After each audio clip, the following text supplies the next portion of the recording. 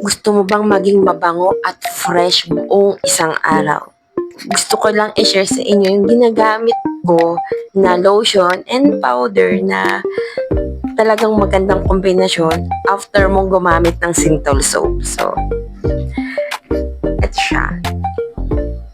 Itong dalawa na to. Mahirap siyang basahin kasi French siya, French. So, na-discover ko rin to sa UAE. Bukod sa na-moisturize na yung balat mo, mabango ka at the same time.